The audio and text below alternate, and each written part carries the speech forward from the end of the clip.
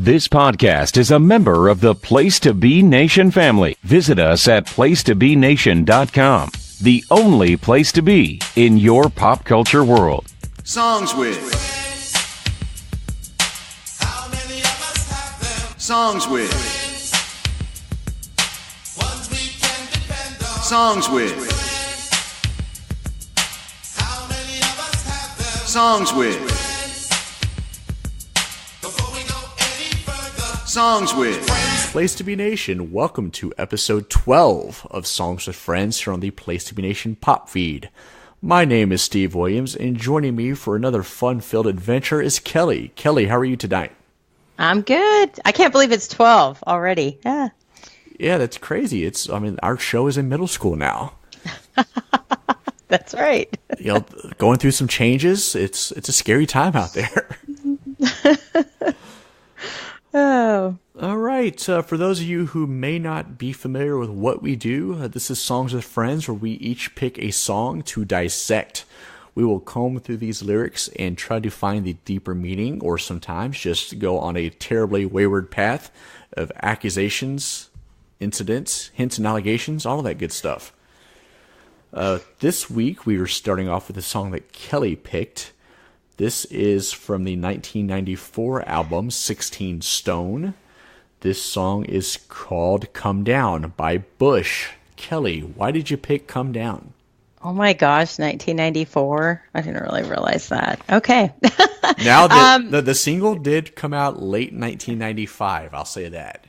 Yeah, no, I should know that. I mean, that's when I was in high school, so just, seemed... You were in middle school. I was ripping and roaring in 7th grade.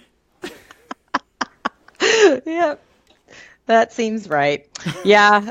I just like Bush. I was thinking about what song to do, and I don't really feel like, I was talking to Jason about this actually, and it's like a lot of their songs don't really, it just seems like they don't make sense. I don't know. Like there's not a lot to look into their lyrics, or maybe it doesn't really make sense, or they're not that deep. But I was just always a fan of his voice, and probably just him. I mean, I think everybody was back then. Even still, he's a good-looking man. He's downright dreamy. I'll give you that. That's the right word for it. And so, I just, they have a ton of songs that I love, but I really always liked this song, and it just, I was always a fan of it. So, when I think of this song, I think of the movie Fear. And Mark Wahlberg finger bring that up. Reese Witherspoon on the roller coaster. What did you say? Mark Wahlberg, full on, manually stimulated, underage Reese Witherspoon on the roller coaster in Fear while Bush's Come Down played. She did not want to come back down from this cloud, as literally she's coming as the roller coaster is going downward, down the slope. Yes. A rickety wooden coaster. I hope his fingernails were neat and trimmed, because that could have been a disastrous occasion. Oh my God. The things you think about. Yes, you have a lot of good points right there, Steve. Here on Songs with Friends, look, we promote amorous, affectionate behavior, but we also promote safety. Gosh. Don't go finger blasting your girlfriend on the roller coaster, kids. It's bad business. I have not seen that movie in a long time. I feel like I need to put it on my watch list now. I watched it like a year ago when I was recovering from my half marathon. I watched Fear with Mark Wahlberg and live tweeted it, because that's what I do. Oh, I'll have to look for those. Yes, #Fear. Do you like that movie? I do. It didn't hold up as well as I remembered, but it's not bad.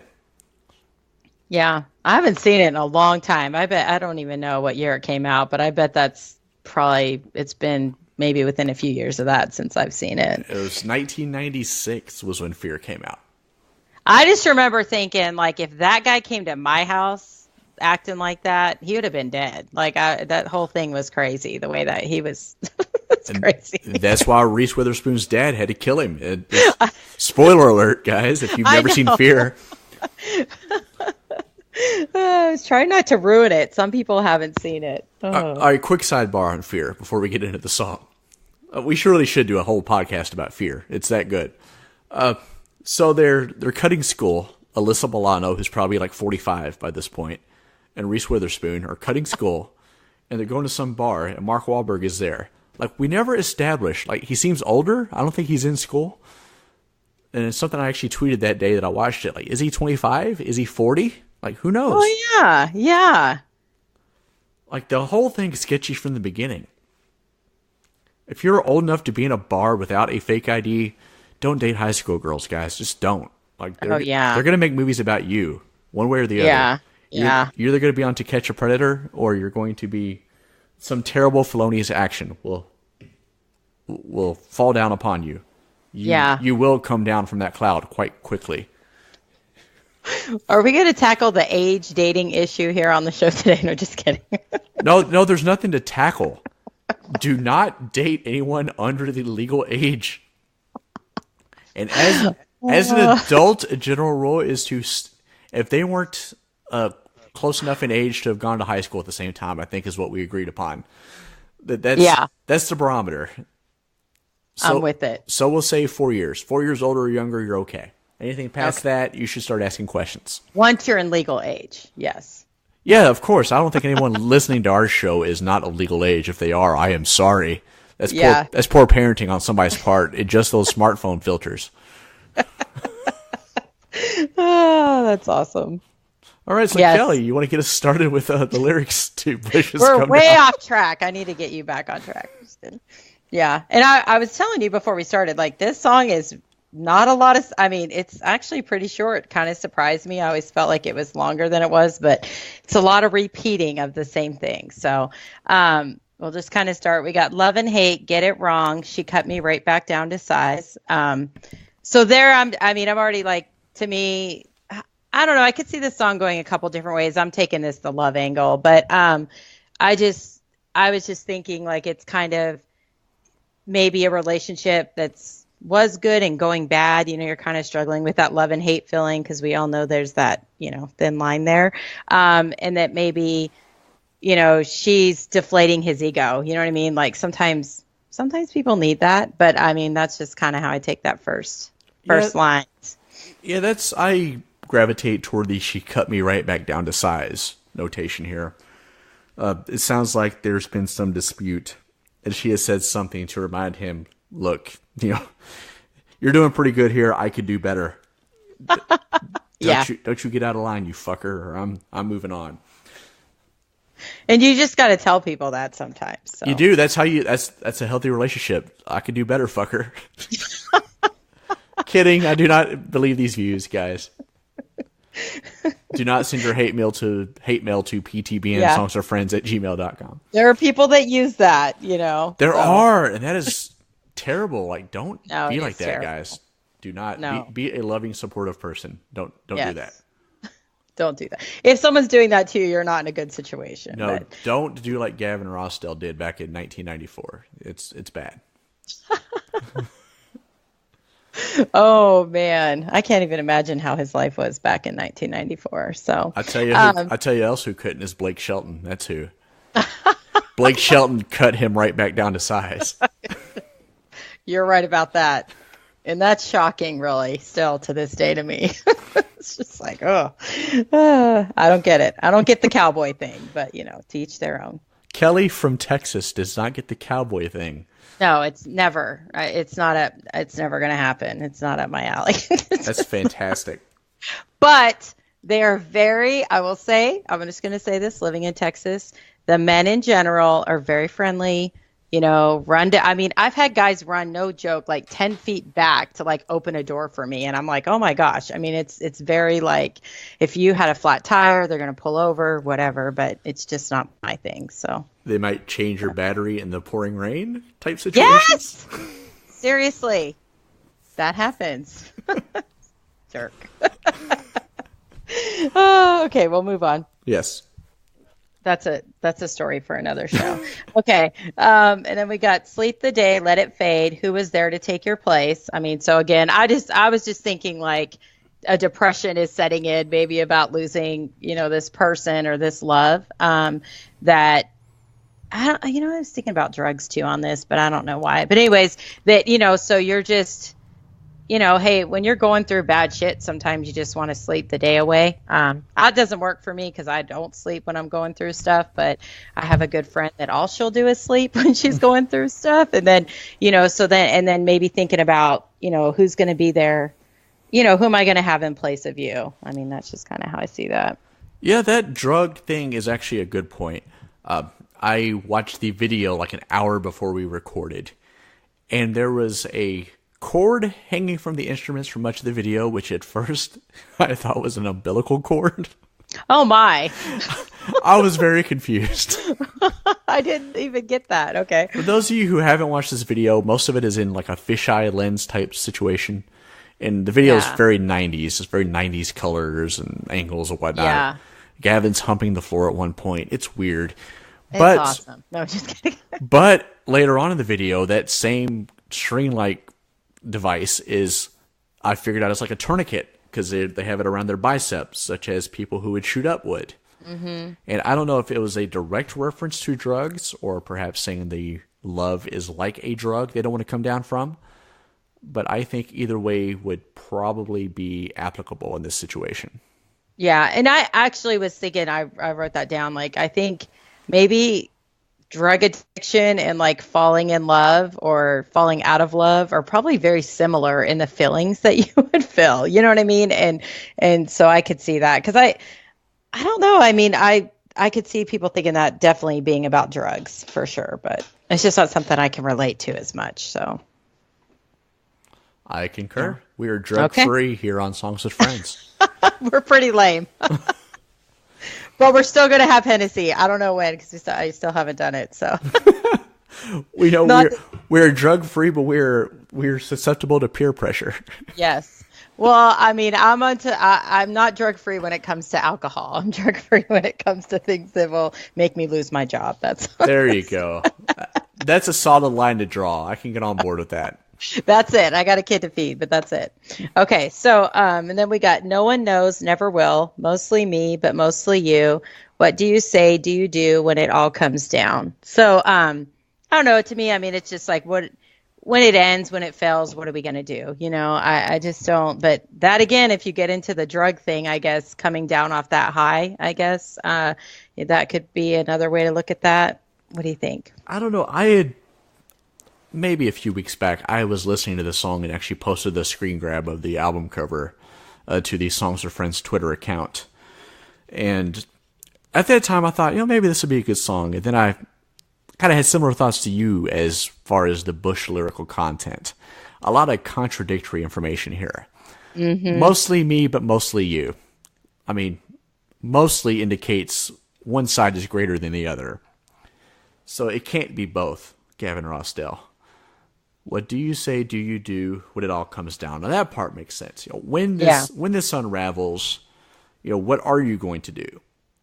That's just a lot of uncertainty voiced in those lyrics. Mm-hmm. And as a relationship falls apart, there are these moments of contradiction. So it's not entirely fair to shit on them like I am prone to do.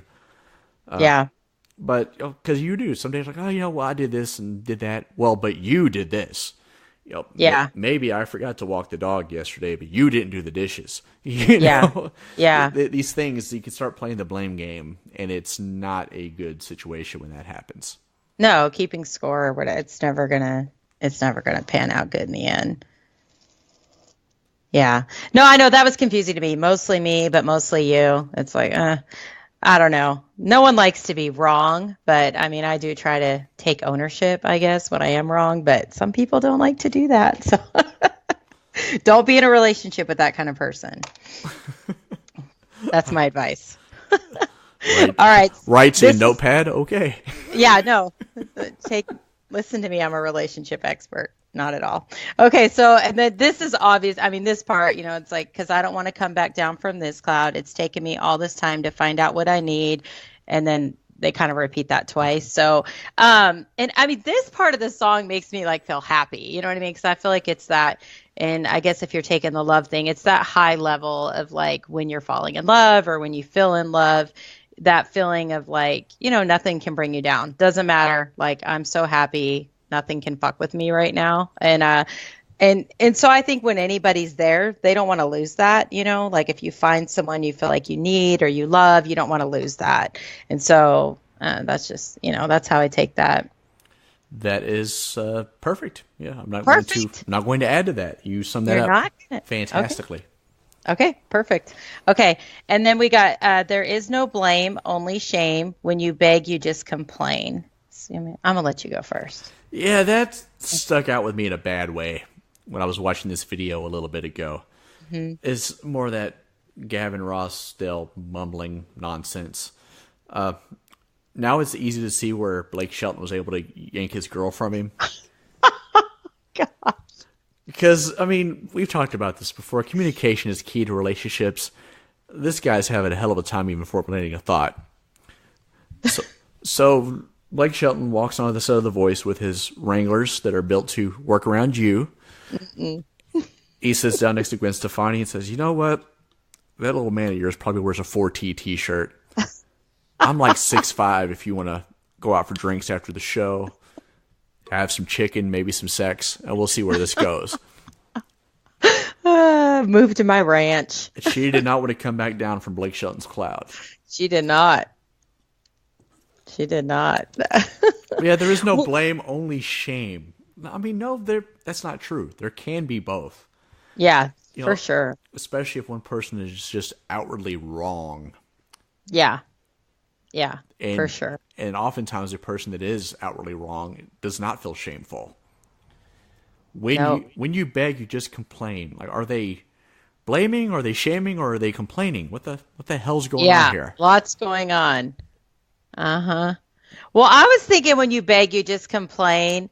Like, I'm sure everybody's been in this situation, but, when someone's begging you to be with them or get whatever they want from you, to me, it's very unattractive, right? It's like, oh, and I feel bad even saying that, but there isn't. I mean, because it's like kind of like when someone's, I don't know, I just find that to not be attractive, and it's sort of weak to be, and I don't know if that's just when someone's begging. I mean, it's as annoying as if someone's complaining. Maybe that's how I feel. I don't know if that's. I used to say back in my wild and young single days, which we've documented previously on this show. I remember I had this on the one social media profile I had at the time there was a section for turn-offs, and Yes. my answer to that was perspiration and desperation. Yes. Yes. Like, you can't come at me smelling like you've been working at a sock factory all day. And you can't try to force it. If it's not there, it's not there. Yeah. Yeah. And there are times when it's falling apart and you do get desperate and you're reaching and you're really, you're pouring your heart out and you're trying, but you're not building your case at all in those moments. No. It's best just to step away for a minute, gather your thoughts, and come back when you're in a better place. Yeah. Yeah. And I think everyone's probably even maybe wanted to do that. You know what I mean? I mean, I'm a very prideful person. It's hard, but I mean, I get it. Like, you don't want to lose something that's important to you, but sometimes you just don't go around it in the right way, and I think everyone's been in that situation where they are losing something they don't want to lose, and it brings out a side of you that you may not even know you had. You're like, oh shit. Right. I don't even like this person, so I gotcha. All right. You good there? We're good. Okay. This is the next part. I'm like, what is going on? He's got the more I come, the more I try. All police are paranoid. Like, is that accurate? I don't know, because that's exactly what I found. And I looked in a couple of places because it didn't seem right. That's not what I thought was said when I heard the song. What did you think that said? I guess I hadn't thought twice about that. I didn't read it till just now. I know. I looked several places because it's. I mean, I guess that could fit. But yeah, let's tweet. I think I really thought that said, "My beliefs are paradigm." I don't even know. Now I can't even remember what I thought it said because I saw this so many times. You say that, paradigm is coming to mind. Yeah. I'm going to tweet Gavin Rossdale right now. Well, we might, and maybe it's wrong, but I'm telling you, I saw that on several different. Because I was like, "Is that what that said?" But I looked. I looked on several different places and I saw that. So, All right, so we'll go with it as canon here on Songs for Friends. If we're wrong, we apologize. But Jason will tell us if we are. yes, Jason Sherman, hit us up, man. You have our information, sir. Let us know. Yeah. But I was just thinking maybe this is the whole concept is like the more I try to, I don't even know. I'm really kind of lost there, but I was just thinking maybe the more, I'm trying to stay up this high or make it work with this person, it just doesn't work. But I just don't even know what that all police are paranoid thing's about. Maybe it's the drugs. See? Yes, the drug thing is starting to build some momentum. Yeah. So if you're smoking some stuff and then, some people smoke weed, they get paranoid. Some people get so we all kind of have a bunch of other drugs that can do things to you. So I'm gonna leave that one alone because I really don't know what to add to that. Do you got anything else? No, I don't know many police, so I cannot. You don't know many police officers? Yeah, I probably will soon. I just moved, and I have literally a police officer that lives behind me and one that lives directly next door. Yeah. So maybe for a Songs for Friends bonus feature, we will sit with a police officer and ask some questions. Oh my gosh. I don't want to be a part of that. Officer, are you paranoid? Should I be paranoid living next to you? You know what though? I could see like, man, if you saw bad shit all day, how could you even like think the best in people? You know what I'm saying? Like they say that a lot about like police and well, my little brother's a fireman and it's like a little different because people, when he comes, they want your help. You know what I mean? But he still sees bad shit all day, and I'm like, oh, no wonder you go home, start hitting the bottle or, you know what I mean? You just think the worst things in people. Like, I think it would be very hard to be upbeat and have that job. I don't know. But I don't want to be around cops because I get really freaked out. Like, I feel like I'm a criminal. Even if I hadn't done any, I've never have really done that many things, but I get very uncomfortable. I do not. You're drunken Steve buying a DiGiorno's pizza at 3 a.m. Yeah, that's not happening. No. I would have freaked out. So, but yeah, if you want to have a cop on the show, I will do it from your house. That's awesome. Fair enough. I'm not inviting him in mine. Oh, okay. So then we got, so am I, so's the future, so are we, be a creature. What do you do when it all comes down? So, gosh. So, I was just thinking like in general, things are uncertain. They don't know what's going to happen or he's not knowing what's going to happen in this relationship or maybe coming off the drugs. How do you know? And just, not knowing how to, I don't know, handle how he's feeling, I guess. That's kind of all I see there. What you got? All right. The police are paranoid, but so is Gavin. And the future is paranoid. So are you. Like, this guy's high as shit. And then he looks in the corner of the room and he sees a creature. Mm-hmm. Is the creature, his person, his girlfriend, boyfriend, whatever he may be into? Is it a Happy Gilmore or Billy Madison situation where there's a fucking penguin just popping up every so often? Oh, I didn't think about that. It's too damn hot for penguins to be just walking around out here, Kelly. We have to get to the bottom of this. I really should have, this is going to sound bad. I should have invited my brother on the show that is a drug addict. He could have probably helped us. Right. I'm just kidding. That's terrible. But he would probably have some insight on the view of this. If you want to record a little Songs with Friends bonus episode with your brother, you can do that on your own. I'm cool with that. I'll talk to the police and you'll talk to the criminals. There you go. And we'll combine them into one super show.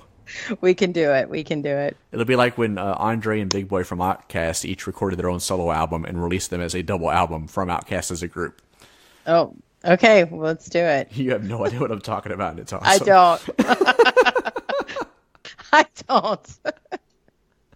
You know that too. Oh.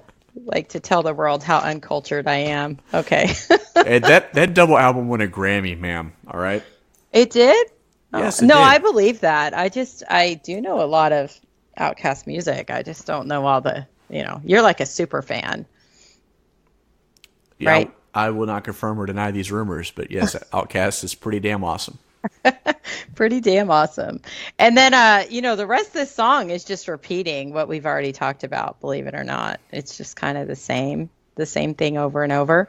So, in the end, I just want to think this song is a positive song. I don't think like we've portrayed it that way, but I want to think about it when it's in the highest of highs, like when you're happy about anything, whether it's falling in love or something good in your life. That's how I've always seen this song. I'm going to continue to see it that way. Or you're feeling so good that you don't even care that you're in the corner of a bathroom with a needle sticking out of your arm.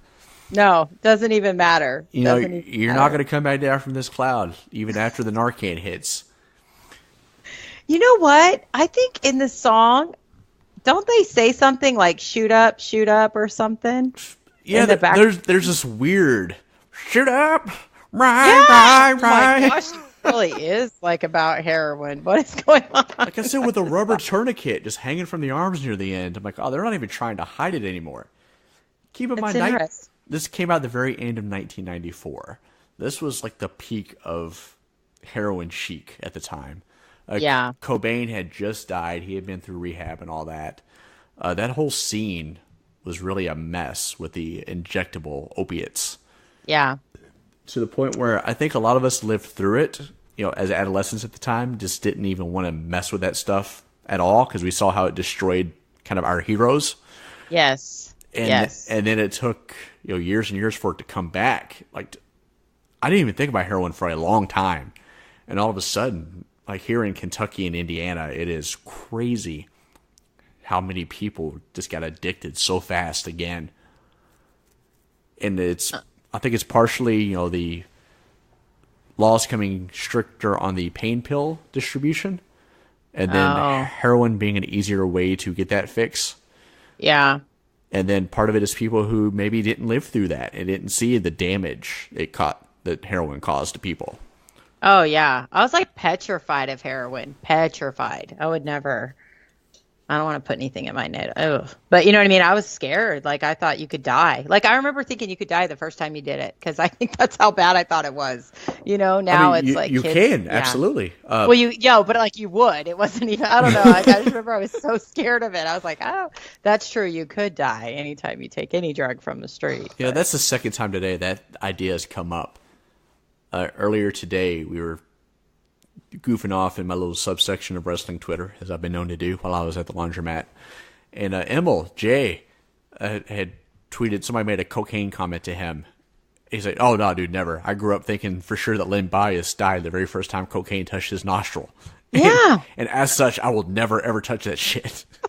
Like, he got really serious. If you know Emil, that's not him at all. Like, Emil, calm the fuck down. Sit down for a minute.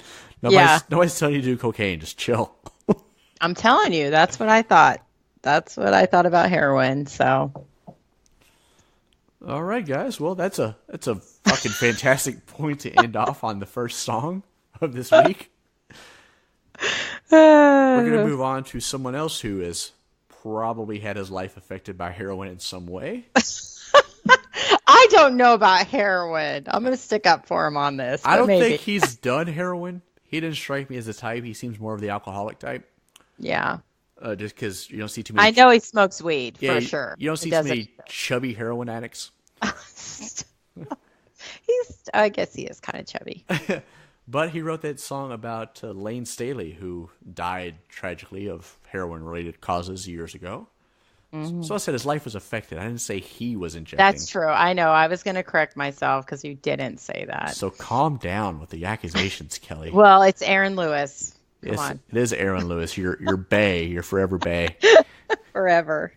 All right, guys. This is from the 2003 album 14 Shades of Grey, which if you look it up on Wikipedia, actually says not to be confused with 50 Shades of Grey. Oh, my gosh. Which is an amazing notation. I'm so pissed.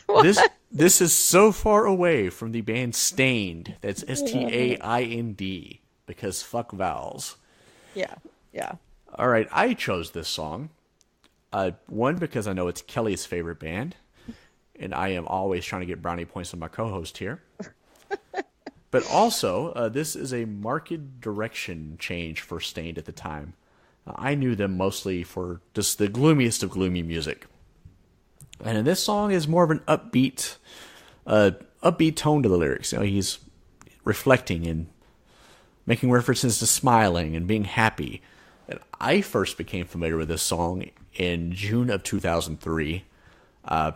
It was used on World Wrestling Entertainment programming, as I discover most things in life through Vince McMahon's WWE. And it was used as a tribute video for Mick Foley, who had recently made an appearance after retiring for his kind of career retrospective video. It was the first time I heard the song, and it blew me away. I'm like, holy shit, this is great. And yeah, it's still one of my favorite songs from that band. Wow. See, and I actually, in research for the show, watched the official music video and also watched that video again to remind myself of how it affected me that day back in the year of our Lord 2003. Oh, that's awesome. All right, we start out with This Is My Life. It's not what it was before. All these feelings I've shared. Now, whereas I think that the Bush song was very much about either a relationship or more likely the warm embrace of drugs, I think this song is more about their career trajectory at that point. Uh-huh. You know, by the time we hit 2003, Stained was very much a successful in the mainstream kind of band. Mm-hmm. You know, they were eating well as opposed to being struggling, starving artists. This was after It's Been a While, which was just a mega hit. And I'm sure Aaron Lewis is still spending It's Been a While money to this day. Oh, yeah. That you could not get away from that song. So this is them kind of in the afterglow. This was the follow-up album to their most successful album, and they're still kind of riding those coattails. Yeah. Anything you want to share, Kelly? No, yeah, that's what I was thinking, because, I mean, no, I don't really, you did so good there. I don't have anything to share. Awesome. And for those of you who haven't seen the video, it is essentially just kind of a potpourri of tour footage of them going around. I'm assuming they filmed this after the Break the Cycle tour, promoting that album. Yeah. And one of these stops was in Louisville, Kentucky, and I remember being so pissed. Like, I had no idea they were even in town in the last 2 years. When did they film this video? I would have liked to have been there. Oh. And they were actually in Freedom Hall, which is at the time where the Louisville Cardinals were playing and was the biggest arena in Louisville. So it's not like they're playing, you know, Joe Bob's Tavern. Yeah. You know, yeah. Like Aaron today is playing pretty, like, you know, little place. Playing Joe Bob's Tavern. Yeah, I'm trying to think of the name I saw him at in June, and it probably seriously was something like that in San Antonio. Joe Bob's Tavern. That might have been it. No. All right, he goes into... have you seen them live before? No, I have not.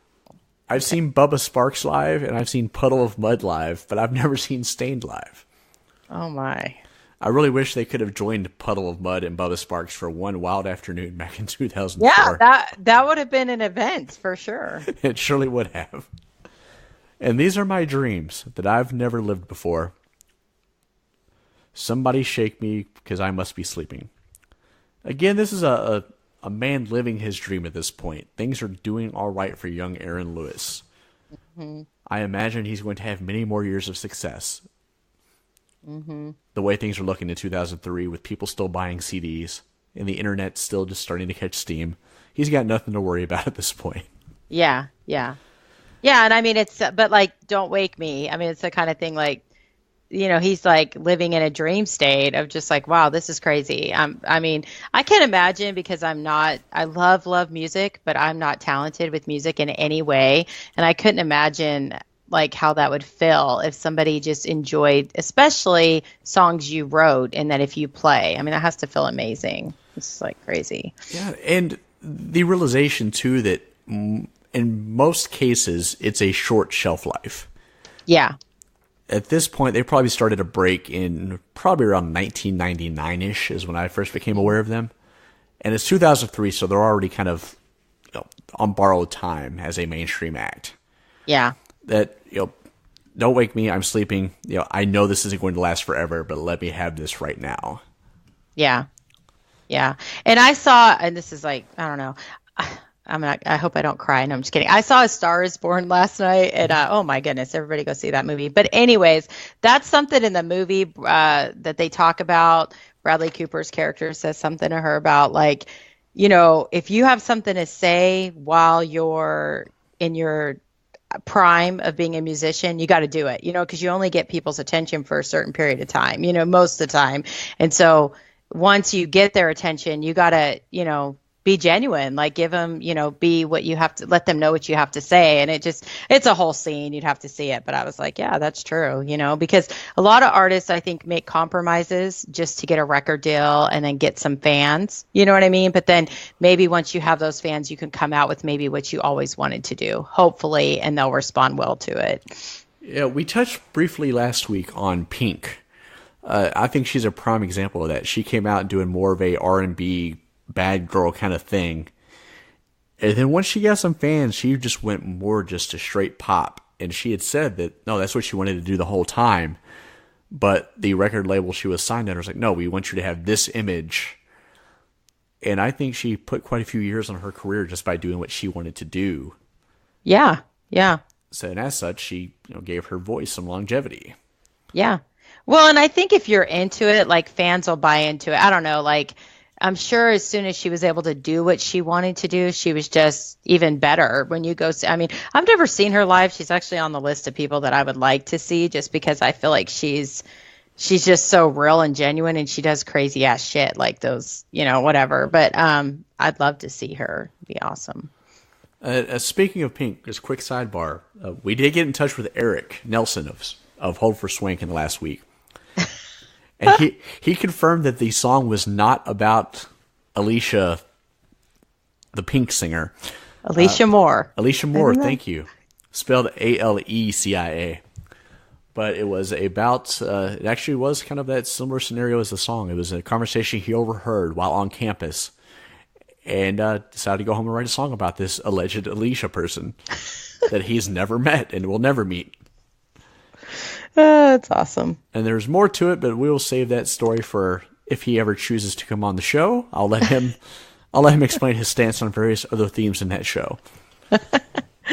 All right. Now that we're here, it's so far away. All the struggle we thought that was in vain, and all the mistakes one life contained, they all finally start to go away. So this is something, even with our little podcast here, that I still struggle with sometimes. I'm like, all right, our numbers are okay. They could be better. Like, do you want to keep going and, watch it break big? You never know how close you are to an explosion, so to speak, to just blowing up. And I can see it with musicians where they're actively losing money playing these shows and packing up into a van for hours on end to play in front of 25 people at Lucky's Bar. Just hoping the right person hears you. I can imagine looking back at that once you've made it. It's like, oh man, I'm so glad we didn't give up. Yeah. We wouldn't have any of this now if we'd just quit after that one bad night we had. Yeah. So yeah, there's something to be said for knowing that the sacrifice you made was worth it. Oh yeah, and the huge sacrifice. I mean, just your fan. I mean, I don't know. I just think anybody that tours and travels all the time, even though as fun as that can probably be, you sacrifice a lot to be away from like your family and whatever. I mean, that's got to be hard. I get sick of it. Like when I go on a trip, I'm like, I'm ready to come home after so many, you know what I mean? Like I like to travel, but I like to come home after a week, you know what I mean? And right. I couldn't imagine just like sleep. Some of these guys are like sleeping in their tour vans and like, not even like a bus, you know what I mean? They're just like sleeping in vans and crashing wherever, just trying to get someone to appreciate what they do. It's crazy. Oh, absolutely. And that, it's funny that video I referenced earlier about Mick Foley, probably 60% of it was him getting his ass kicked, just falling off of very high things and going through tables. And at one point there's a tooth hanging out of his nose. Just oh my god. Whoa. And that's why I thought this song was perfect for his career tribute, because he was someone who made his name off of making everyone else look good. And it wasn't until the last year of his career that he really started to get some shine of his own and really became a big star. He was all about sacrificing for the greater good, and just knowing that it was worth it and people appreciated it. I'm sure that meant a lot to him. Oh, for sure, yeah. Now that we're here so far away, and I feel like I can face the day, and I can forgive, and I'm not ashamed to be the person that I am today. To me, that is huge. Oh, yeah. Especially for someone who maybe struggles with depression, as Aaron Lewis obviously did through much of his songwriting. To be able to look back and say that, I don't suck as a person. To be proud of something you've done can be huge for somebody. Yeah. And even, look, it's gotta suck to be just ashamed of who you are. I don't know. Like, I try not to be like that either, but man, like sometimes it's like, fuck, you can let other people's opinions of you and all kinds of things impact you. And I think it's cool too, because I think his beginning music is so tortured. Maybe that's probably why I liked it so much. I don't know. I loved their early stuff, but I love this stuff too.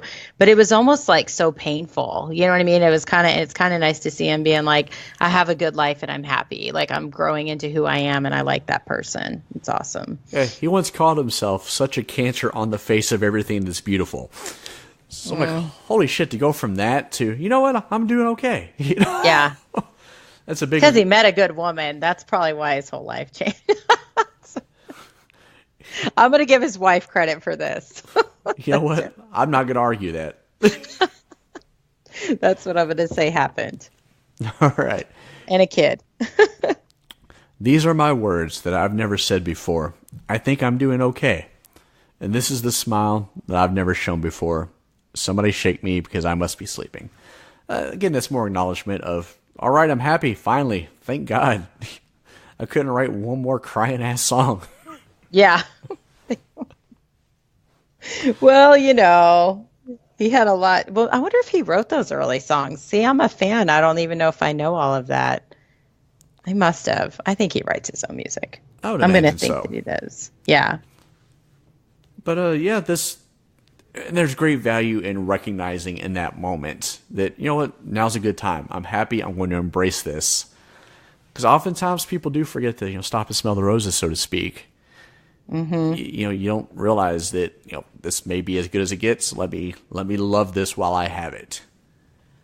Well, yeah, because you can get and that's the other side of that thing you were saying earlier. You can get so focused on like the future that you're not even enjoying the present. You know what I mean? And that's like, I think a lot of people do that. You know what I mean? But it's like, sometimes it's good to just stop and be like, where I'm at right now is okay. Like, it's good enough. But sometimes we're just, we always want bigger, better, type things. So, yeah, most of the rest of the song is just repeating these same lyrics. There is one break here where he just says, I'm so afraid of waking. Please don't shake me. Afraid of waking. Please don't shake me.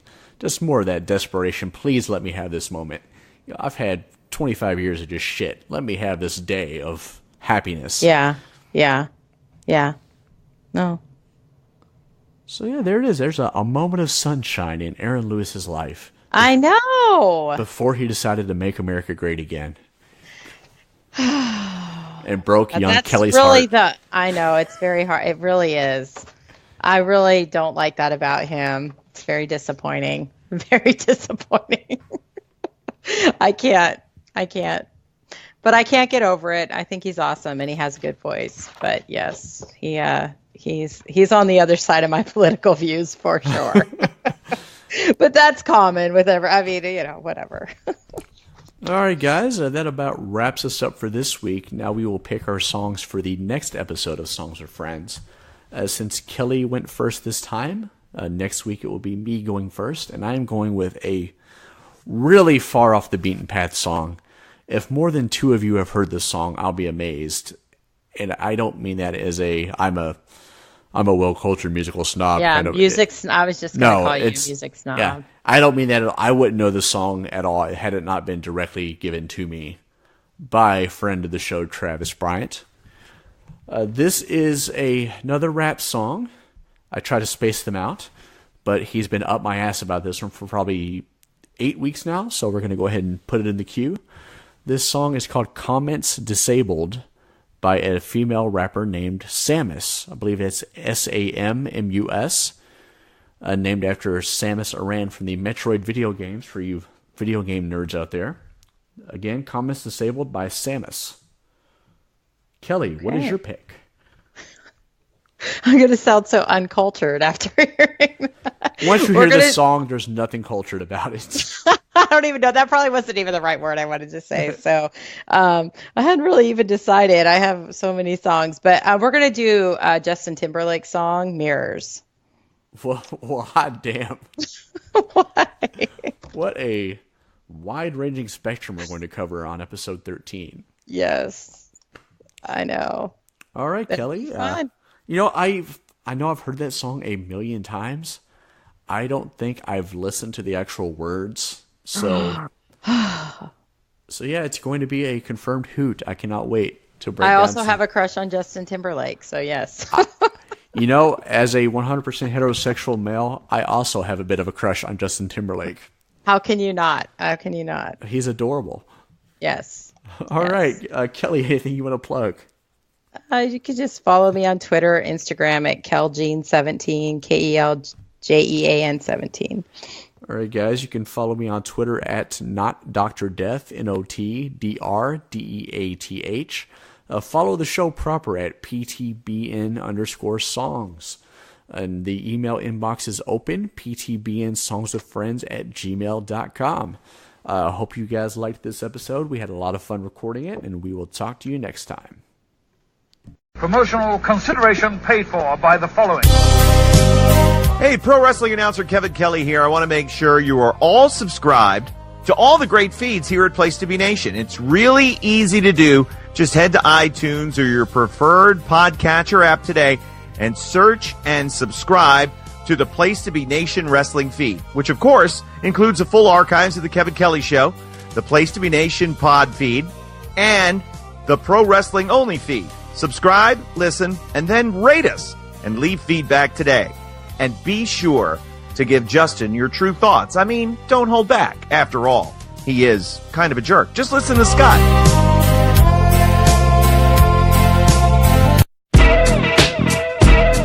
Place to Be Nation's JT Rosero and Chad Campbell here. We want to let you know that we have a ton of great podcasts available to you on iTunes, Stitcher, Google Play, and PlaceToBeNation.com. We offer them to you on two great feeds. On the Place to Be Nation wrestling feed, we bring you the Mothership, the Place to Be podcast, along with Main Event, Survey Says, the Monday Night Wars, and our monthly pay-per-view reaction show, as well as Jeff Learns Wrestling.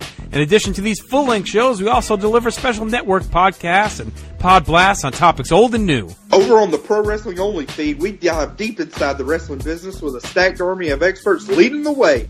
The feed features potpourri shows such as This Week in Wrestling, Greetings from Allentown, Match of the Week podcast, and the Military Industrial Suplex. We also have shows that focus intently on certain topics like Through the Years, Worldcast, Strong Style History, Strong Style Story, and Mount Olympus. Plus, the feed has the full archives of legendary shows like Titans of Wrestling, Where the Big Boys Play, Letters from Center Stage, and Letters from Kayfabe, plus much more.